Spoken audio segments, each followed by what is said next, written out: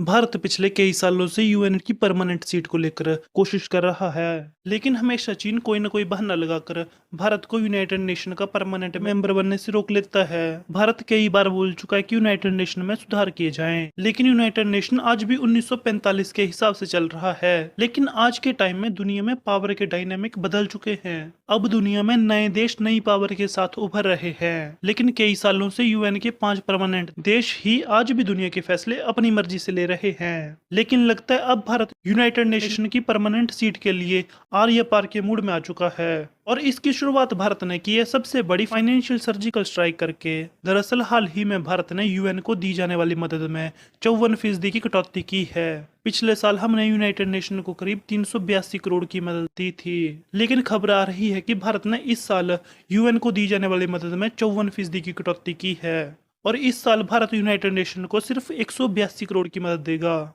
लेकिन जो पैसों की कमी होगी वो तो अमेरिका और चीन जैसे बड़े ताकतवर देश पूरी कर सकते हैं। लेकिन यूनाइटेड नेशन की मदद भारत एक ऐसी जगह करता है जहां चीन और अमेरिका के लिए मदद करना नामुमकिन हो जाएगा। दरअसल यूनाइटेड नेशन की कोई भी अपनी सेना नहीं होती है, लेकिन आपने सुना होगा कि अलग अलग देशों में यूनाइटेड नेशन के पीस कीपिंग मिशन चल रहे हैं। मतलब किसी देश में अगर गृह युद्ध छिड़ जाता है या कोई आतंकी हमला हो जाता है या फिर लॉ एंड ऑर्डर की सिचुएशन बिगड़ जाती है तो यूनाइटेड नेशन अपने सैनिक भेजता है ताकि वहां पर शांति स्थापित की जा सके। लेकिन यूनाइटेड नेशन के पास वो सैनिक आते कहां से हैं? तो इसका जवाब है हर देश अपने अपने हिसाब से कुछ सैनिक देता है। तो अलग अलग देशों के सैनिक जाते हैं और जिस देश में कंडीशन खराब होती है वहां पर शांति स्थापित करते हैं। भारत ने पिछले 70 सालों में यूनाइटेड नेशन के मिशनों के लिए 2 लाख से ज्यादा सैन्य और पुलिस कर्मियों का सहयोग दिया है, और 30 नवंबर 2023 तक भारत के 6073 सैनिक यूनाइटेड नेशन की तरफ से अलग अलग देशों में डिप्लॉयड हैं। और मजे की बात यह है कि यूनाइटेड नेशन के पास इस टाइम पूरी दुनिया से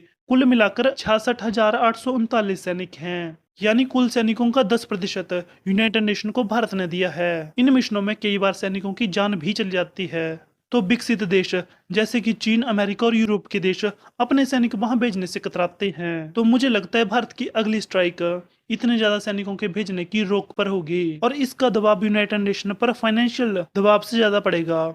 और भारत यूनाइटेड नेशन के पास सैनिक भेजने में 3rd नंबर पर आता है। पहले नंबर पर नेपाल है जिसके 6247 सैनिक यूनाइटेड नेशन के पास हैं, और दूसरे नंबर पर बांग्लादेश है जिसके 6197 सैनिक यूनाइटेड नेशन के मिशनों पर हैं। तो अगर भारत अपने सैनिकों को जाने से रोक लेता है तो यूनाइटेड नेशन घुटनों पर आ जाएगा, और नेपाल और बांग्लादेश दोनों ही भारत के दोस्त देश हैं। अगर भारत ने नेपाल और बांग्लादेश पर दबाव डालकर या उनको किसी प्रकार का लालच देकर अपने सैनिकों को यूनाइटेड नेशन की सहायता के लिए भेजने से मना कर दिया, और अगर ये दोनों देश मान जाते हैं तो फिर तो यूनाइटेड नेशन की कमर टूट जाएगी, और फिर यूनाइटेड नेशन को भारत की बात सुननी ही पड़ेगी।